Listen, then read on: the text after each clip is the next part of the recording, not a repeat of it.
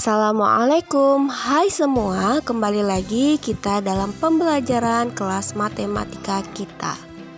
Sebelumnya, cobalah lihat gambar berikut ini. Berikut adalah gambar bolu kumojo, ada yang berukuran mini dan berukuran besar.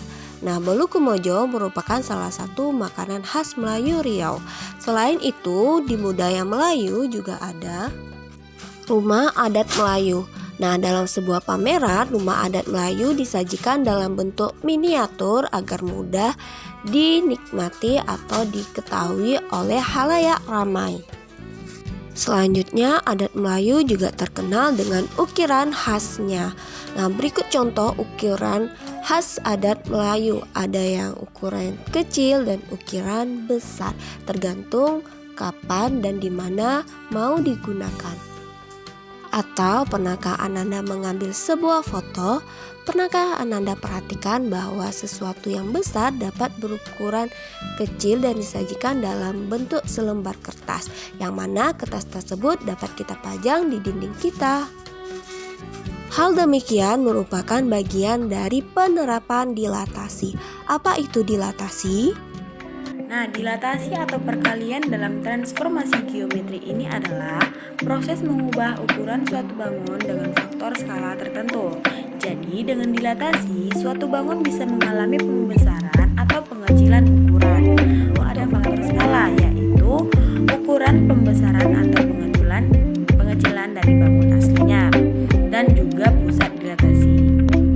Oke, sekarang kita bahas pusat dilatasinya, titik O atau 0,0 ya.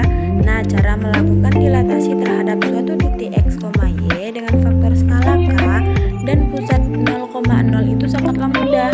Kita cukup mengkalikan faktor skalanya dengan absis dan ordinat titik yang akan dilatasi menjadi Kx, Ky. Nah, berikut penjelasannya. Misalnya, ada persegi panjang A, B, C, D.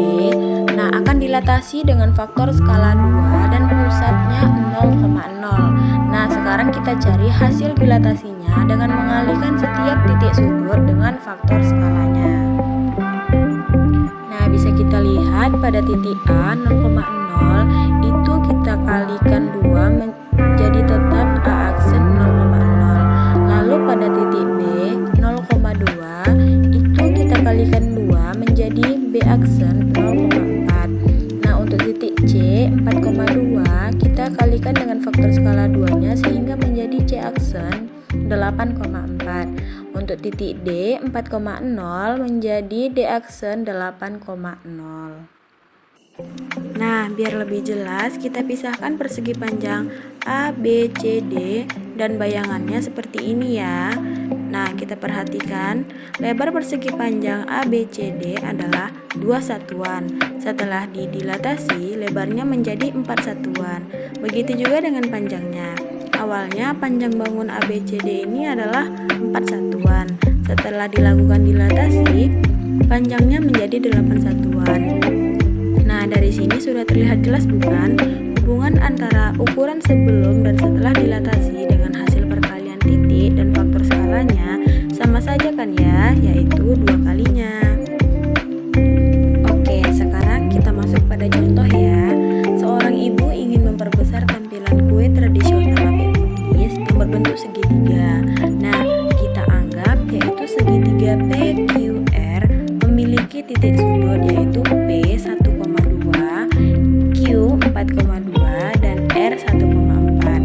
Nah, gambarlah hasil dilatasi dari segitiga PQR dengan pusat O 0,0 dan faktor skalanya negatif 2. Nah, sekarang mari kita jawab. Pada faktor skala negatif 2 artinya kita kalikan titiknya dengan negatif 2. Nah, pada titik P 1,2 sehingga menjadi P aksennya adalah negatif 2, negatif 4. Untuk titik Q 4,2 kita kalikan dengan negatif 2 maka menjadi Q aksen yaitu negatif 8, negatif 4. Nah, pada titik R 1,4 kita kalikan dengan negatif 2 menjadi R aksen sama dengan negatif 2, negatif 8.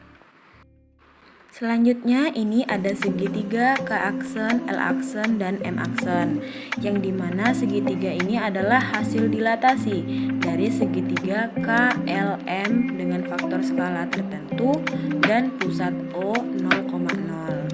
Nah, pertanyaannya adalah faktor skalanya kira-kira berapa ya? Tadi kan mencari hasil dilatasi dari titiknya itu dengan mengkalikan faktor skala dengan titiknya kan? Nah, sekarang coba kalian bisa nggak menghitung faktor skala dari dilatasi segitiga KLM ini? Ayo kerjakan di buku latihannya ya. Gimana? Mudah kan materi tentang dilatasi ini? Dengan